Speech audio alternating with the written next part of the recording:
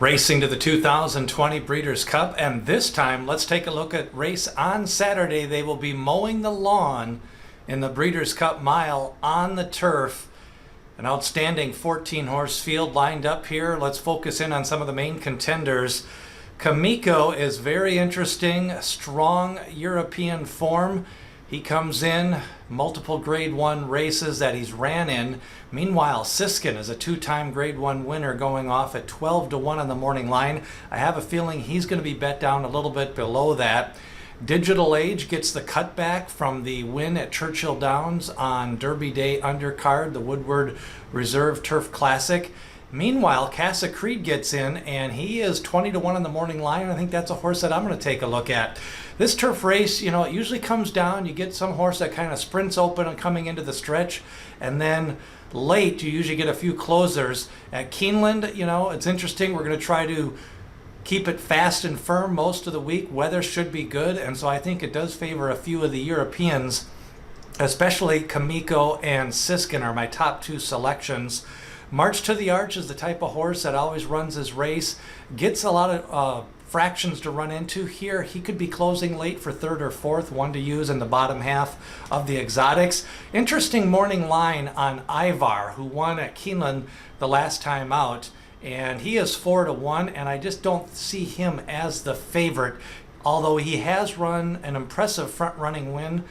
And then he came from behind the last time. Smokin' Joe Talamo rides, but Ivar I just don't think has the class of an Uni. Raging Bull usually gets bet down, and I think Kameko is going to take a lot of money, and I doubt that Siskin goes off at 12-1, even though he's a 3-year-old taking on older horses. Uni won this race last year.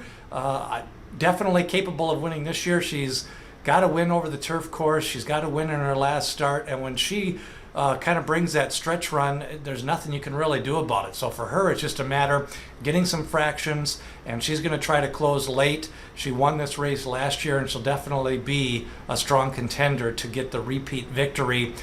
One Master is another one you want to take a look at, some strong European form. And then Holiday, the American who's been running on the front end, I think he's just going to face a tougher field here. So he's kind of a fade for me at 12-1.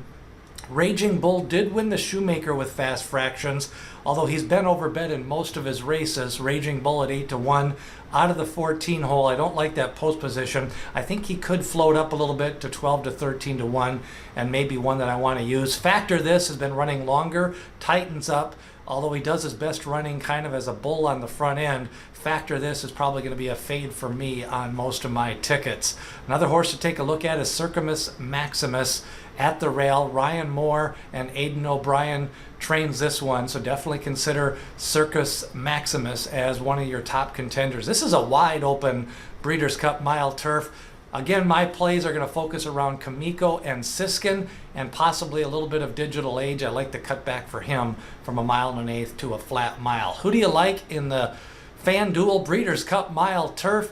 Don't forget, we've got previews of the Classic, the Distaff, the Big Ass Fans Dirt Mile, and the Juvenile races on Friday. Hit subscribe, ring that bell for notifications as we race you up through the Breeders' Cup, and then we start getting you ready for the 2020 racing season. Lots of content coming up with Derby previews, a look back at 2020, some Eclipse Award shows, and more. Hit subscribe, ring that bell, and leave a comment. Who do you like in the Breeders' Cup Mile for the Breeders' Cup 2020?